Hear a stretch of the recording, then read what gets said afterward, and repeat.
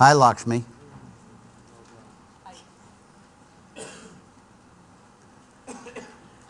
Well, he's still my hero. And he still changed my life. And I see the connections, little connections just in TED from our former speaker. Matt Groening could happen because of our former speaker. South Park, in its strange way, who I hope has something to do with the next TED and also something to do with the Canadian TED, because we have to say, blame Canada. We have to, that has to be the song we play as you come in the auditorium. So, Michael Milken doesn't need any introduction. Michael.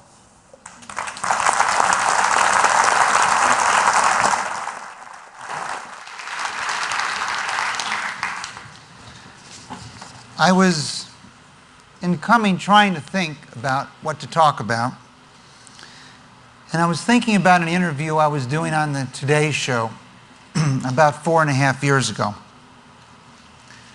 And it was interesting because it bookends our first speaker this morning. And before me, one of the members of Congress was talking about the fact that we could not leave a legacy of our children of a national debt. And I was thinking to myself, this was the first cancer summit ever in the history of the United States that I was about to address. And before I went in to address the first cancer summit, how ironic it was that the concern was the deficit being left to our children when the unrealized gains in America on stock portfolios and other assets and the tax payments that could be realized on those unrealized gains would eliminate, in my opinion, the entire deficit and the entire national debt. And how I had lost at that time 9 members of my family to cancer, and how I could be concerned, or how someone could be so concerned about the national debt when a child born in America, 1 in 4, will lose their life to cancer, and next year, this year, the largest cause of death in our country was cancer. And so I was thinking as I went on that my children would be happy if we eliminated cancer. And they didn't have to worry about cancer, and they'd be happy to worry about paying interest on the national debt. And so in that, I thought I'd address tonight, what is the promise? What is the promise of one generation to another?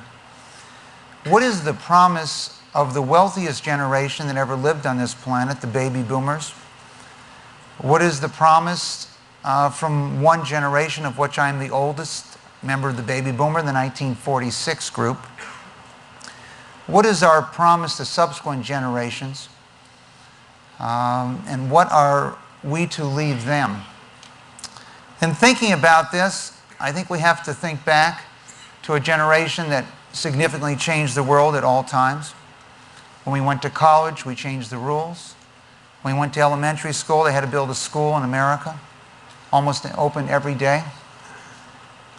And a generation that believed, and I believe rightly so, that one person can make a difference in the world.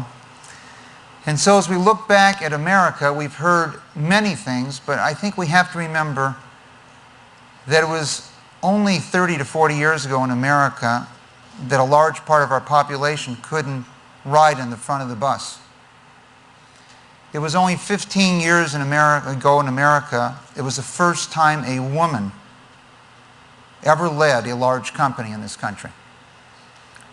It was only 13 years ago in America that an African American was given the opportunity to lead a large company in this country.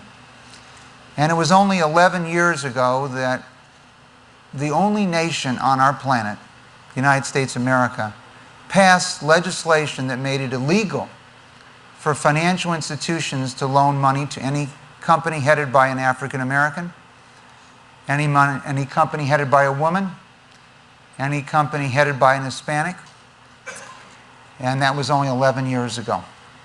So we have come a long way in the last decade, but it's a very short passage. I myself have always caused a commotion wherever I go. And when I went to Berkeley, it was no different. I had a roommate right next to me named Mario Savio.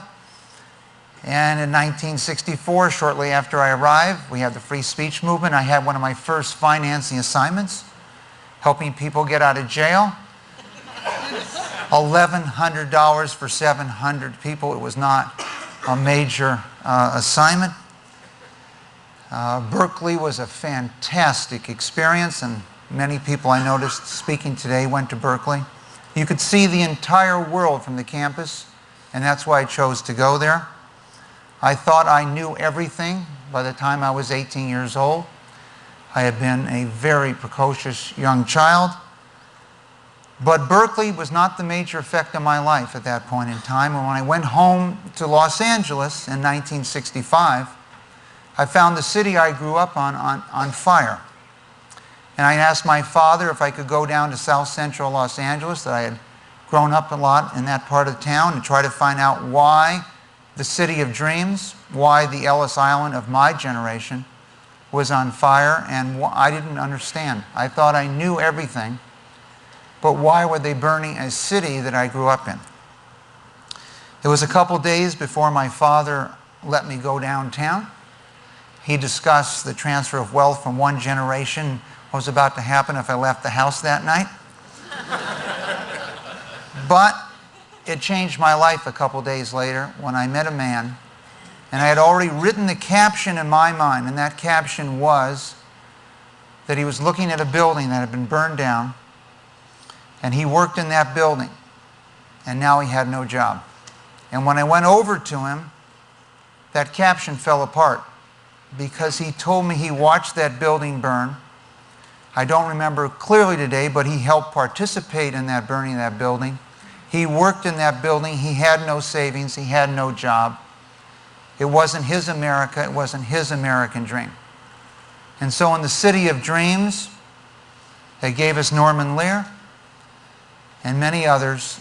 Los Angeles was on fire in 1965, and 2 weeks later I went back to Berkeley and changed my major to finance, because at that point in time I discovered civil rights was more than where you sat in the bus, but the right to access to capital, not based on who your father was or your mother or your religion, but based on your ability.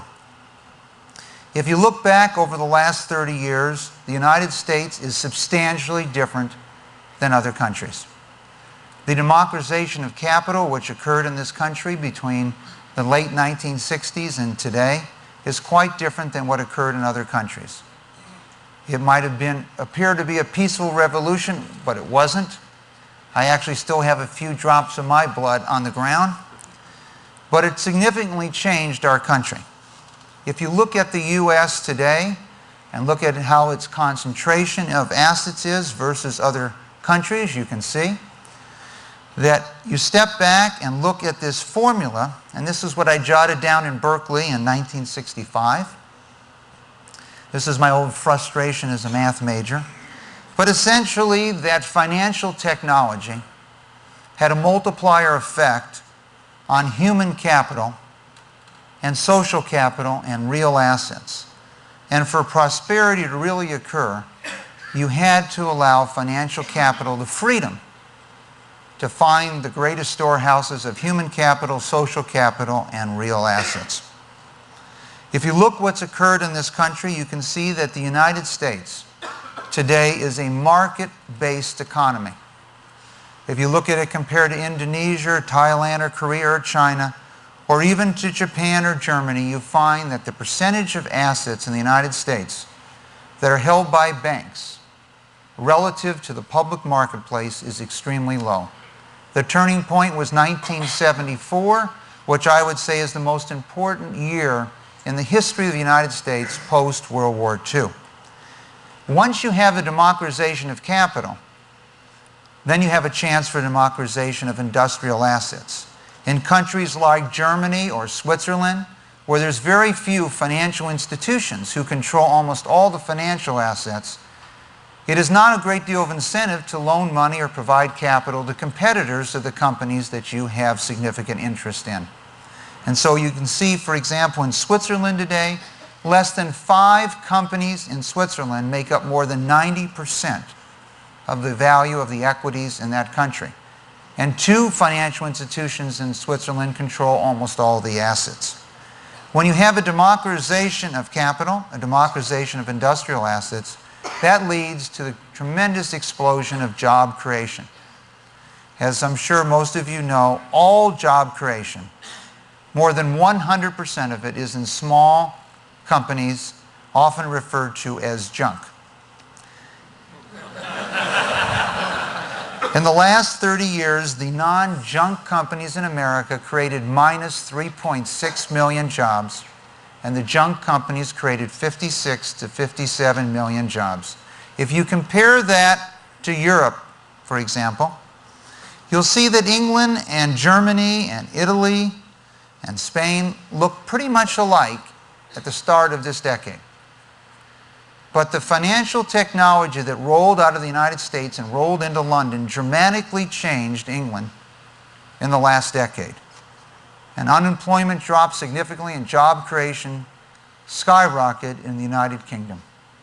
This financial technology is now rolling out around the world, but particularly to Western Europe, and will create thousands of new companies in Europe and eventually in Asia, and thousands and 10,000s of new competitors for companies in the United States. If we just go back to that last slide, I just want to make one quick point. The population of Europe was 400 million in 1970.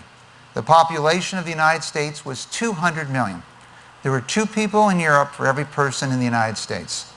Europe created 12 million jobs in the last 30 years, and the United States created 53 million new jobs in the last 30 years. One, a market-based economy, another, a relationship-based, controlled by bank economy. Once we have this occurring throughout the world, we see we're going to move to the economy that everyone in this room, I'm sure, has spoken about and knows about, and that is an economy based on human and social resources. We have long passed the period of time. So if we could look at this through new eyes and try to see the measurements, I tried to give a couple examples based on what I saw today. First, let's get a frame of reference. What does the balance sheet of the United States look like? It's about $40 trillion in assets. The last time the Federal Reserve posted that balance sheet at the end of '98, these are the financial assets in our country. And at the end of '99, it's around 45 trillion. That's your assets, the government's assets, the state assets, everyone added up. Now that, we learn, is a very important measurement. All of us have learned, and my father was a CPA, how important it is to balance your books to the very penny.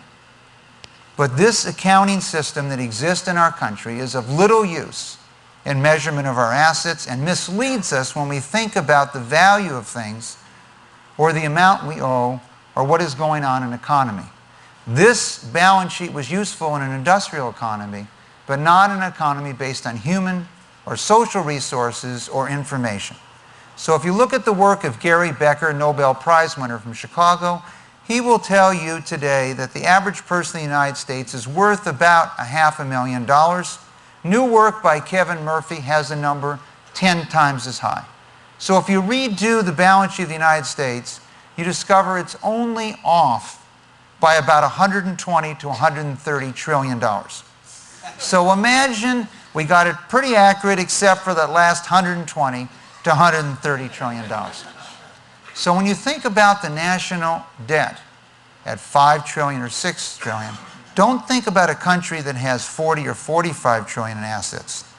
Think about a country that has maybe a couple $100 trillion in assets, or, based on Kevin Murphy's work, maybe 1,000 trillion in assets.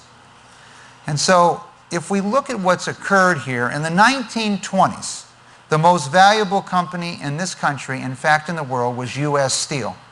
It made 3 times as much as any company in the world.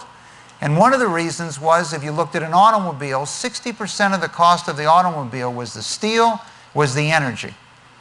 And so when you bought a product, the people that provided us energy or raw materials were the main beneficiaries of that product in the 1920s. If you look at the main product of the 1990s, the microchip, The raw material component and energy only makes up 2% of the value of that asset. It's clearly see where we've gone from a natural resource or industrial economy.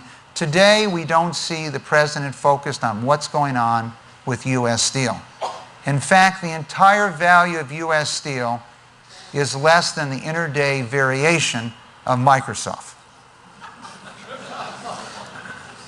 Now, is there any company, is there any business that you can believe that their balance sheet is accurate?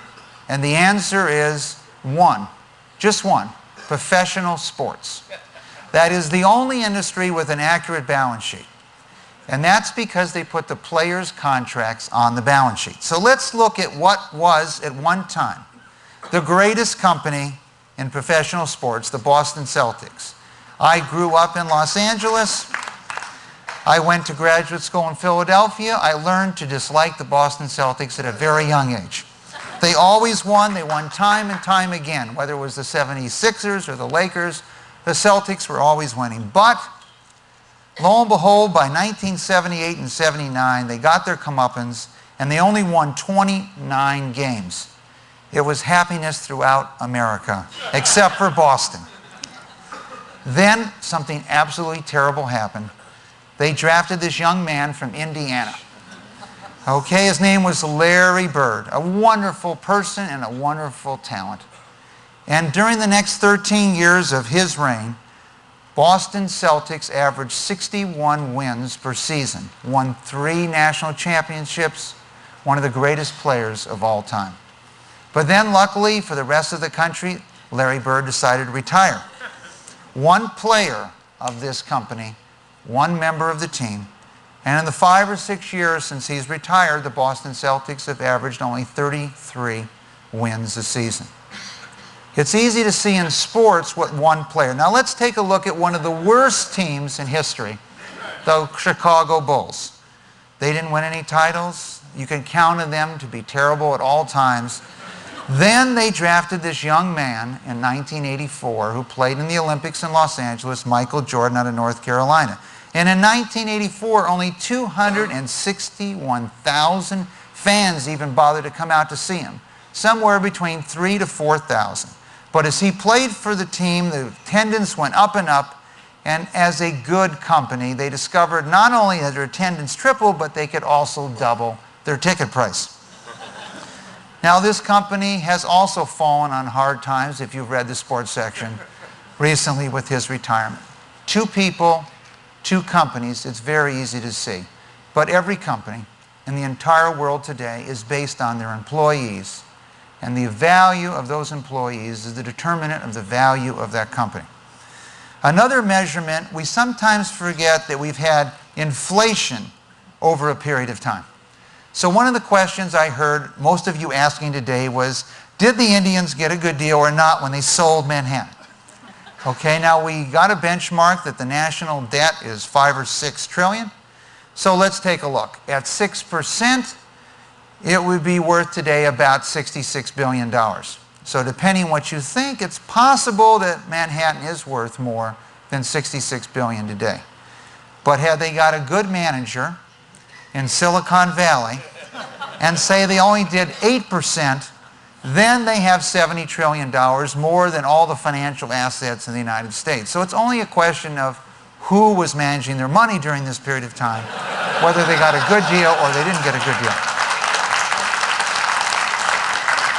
Now, there's another way of looking at things, and one of the most leading things we have when we grow up, when you were little, you might remember this map. Now, when I was 5, I had memorized the map. By 7, I knew every river, every city, every state. I loved the map game, the quiz. I couldn't wait to play the game.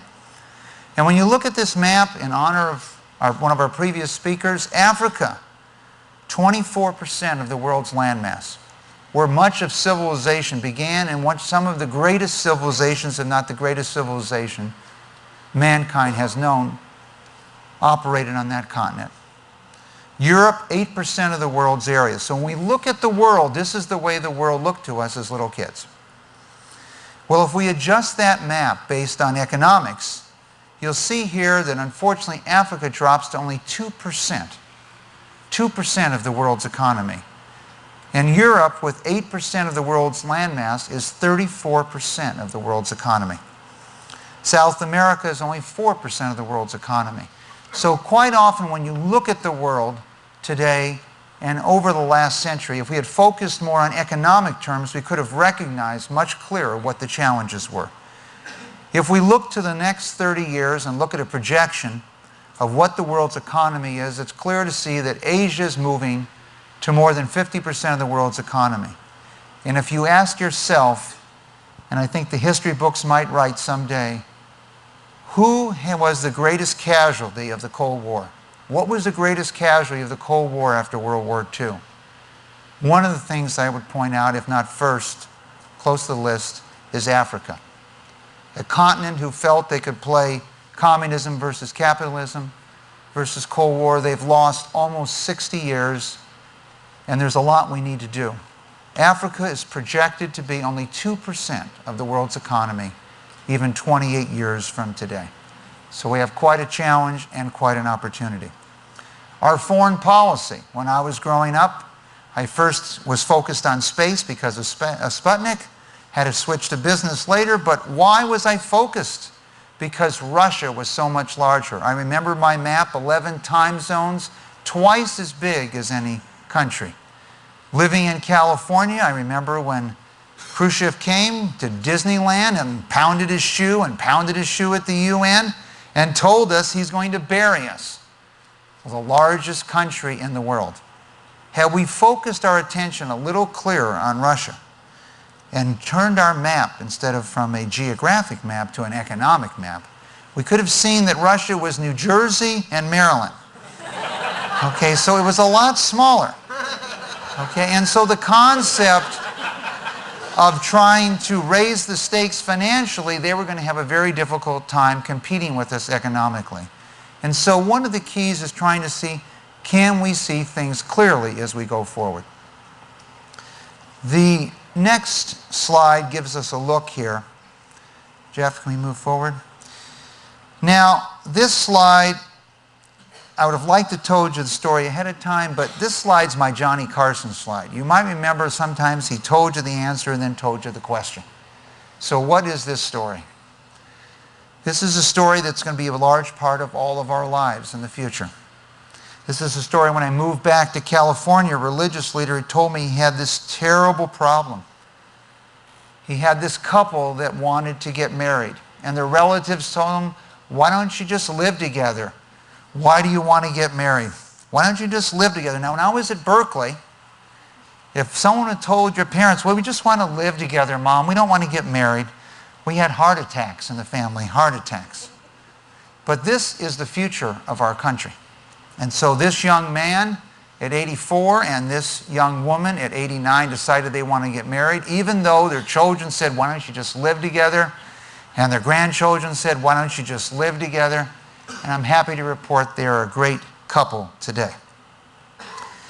But this is the future that we have to focus on. It's been touched on a number of times today. There are two worlds. There's two groups operating on this planet. There's the developed world, where the dependents are over 65. Hungary, Italy, Spain, Japan already have more people over 65 than under 14. And most of the developed world moves in that area. The undeveloped world is exactly the opposite. The dependents are under 14. It's a young world. And so the issues and the confrontation, the objectives and what people are focused on is totally different, and will increasingly be so as the developed world becomes older and older and the undeveloped world is younger and younger. The challenge, education. It's been mentioned today, and I spend most of my time in this area and in health. The widest wide gap we've ever had between educated and uneducated. Not only between college and high school and high school and high school dropouts, but between graduate students and college students. The gap is increasing almost geometric at this time. When you look at a 30-year-old male in the United States today, he gets paid 20% less than he did almost 25 years ago. So if an average person is taking home 20% less adjusted for inflation than he did 25 years ago, where's the revolution? There's very few pickets outside this room today. And so why don't we have a revolution? If 70% of our population is actually making less today, adjusted for inflation, than they did 25 years ago, where are the people marching in the streets? Where is this revolution? My suggestion is we don't see it today only because of three reasons. First, the stock market has gone up, a fact that all of you know well. For an 18-year period of time between 1965 and 1983, the stock market went up 1% a year. In the last 18 years, it's gone up 15% a year. And many people think day trading, buying stocks, is an income, is a job. And so when the market goes up at that pace, everyone who has a 401k plan benefits, but it doesn't substitute for a wages or a job. The second reason is interest rates have gone down. If you remember 20 years ago, the prime rate was 20 to 21%. And when you look at just a car today, a $25,000 car, adjusted for inflation, 5-year loan only costs you $429 today versus $544 20 years ago for a $10,000 car. Cars, homes, refrigerators are cheaper because interest rates went down. And the third reason is 15 million family units in America have multiple wage earners now than 30 years ago. There is not 15 million housing units left in America that have two people who could be wage earners. We can't reproduce what occurred in the last 30 years. These three things have focused the attention away from what does a person get paid. So what's the challenge? What's the opportunity? How are we going to democratize knowledge? How can we pay people in a world where 2 billion people on this planet are willing to work for less than $1 an hour? And we can only afford to pay them if they have knowledge and skill sets. Everyone's aware of this slide. It's one of the most challenging graphs that we have in our country today. Today, 60% of all capital expenditures are for technology. The skill set required changes every couple years. Internet banking, we've driven costs down 99%. So what about education? Well, when my parents went to the University of Wisconsin in 1935, it cost my father $55 for annual tuition. If we take that up for inflation, it'd be $650 today. But the cost of tuition has gone up 5 times as fast as inflation. At Berkeley, it's gone up 4 times as fast. And they're not as strong in their finance, but at Wharton, it's only gone up 2.5 times as fast. So technology has not hit education. And if you look at the University of Phoenix, yes, you can go online and get a degree. It only costs you $64,000 to get a degree from the University of Phoenix online.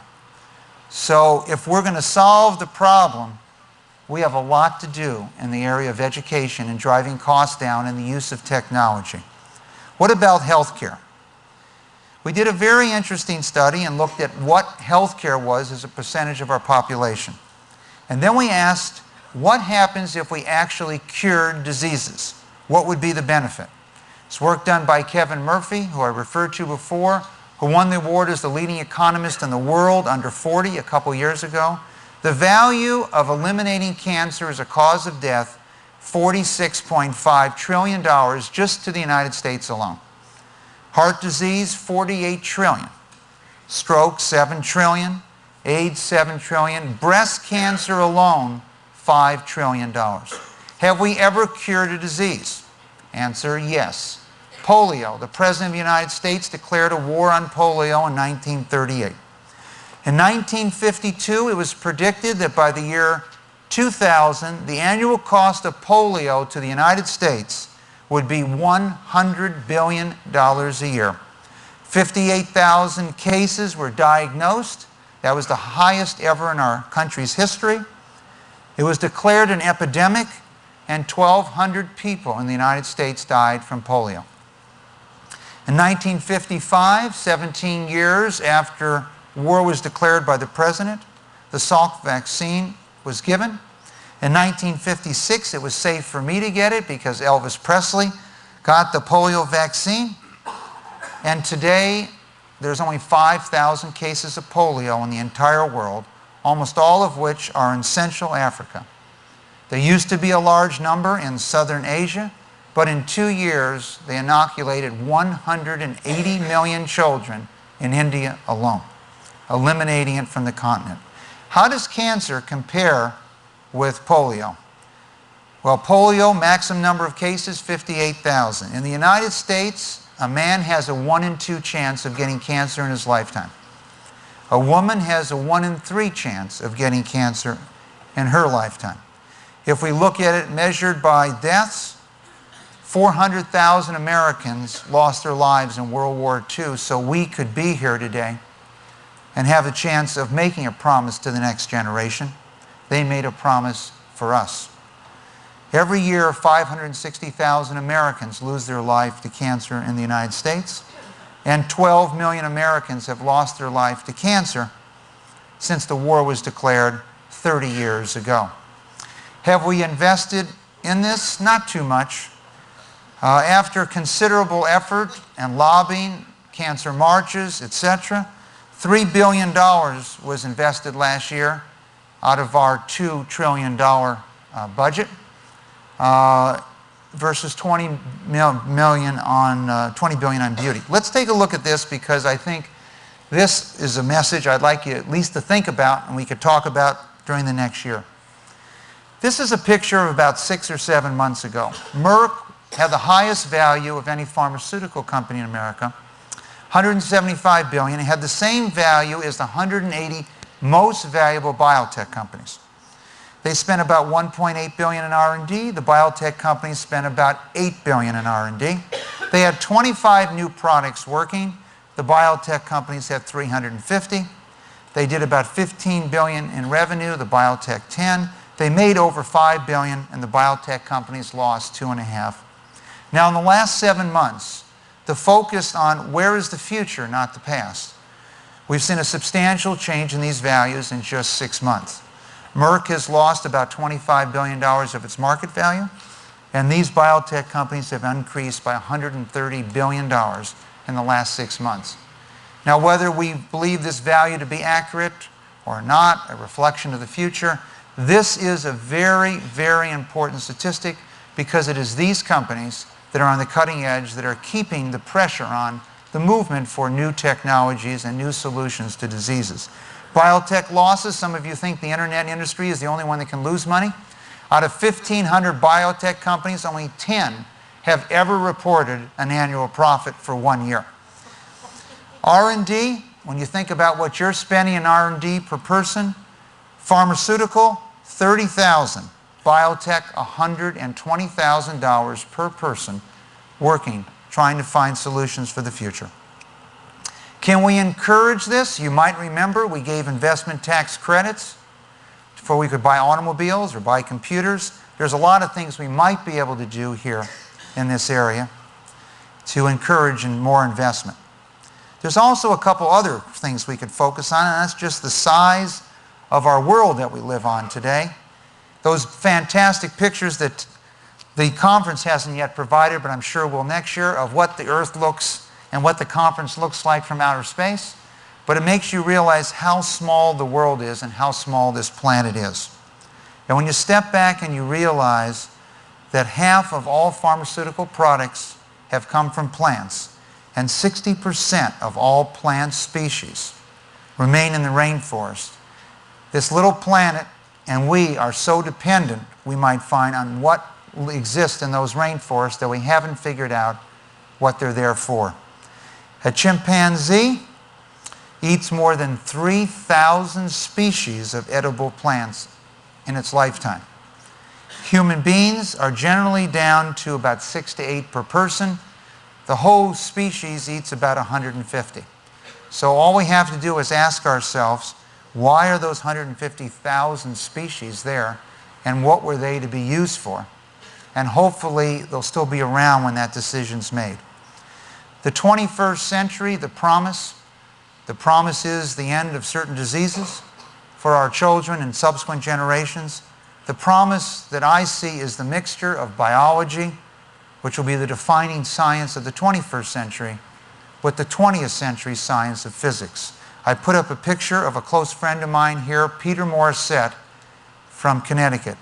His father's there. He's one of our family's MMilken National Education Award winners. We have 1,800 teachers. He won the award a few years ago. We give $25,000 to each. Peter was born with severe cerebral palsy. They wanted to institutionalize him. His parents, who had a child at a very late age, did not. He came home and lived with them. He could not speak. He could not talk. He could not control any of his limbs. For many years, people always wondered, what is Peter thinking? His parents knew what he was thinking.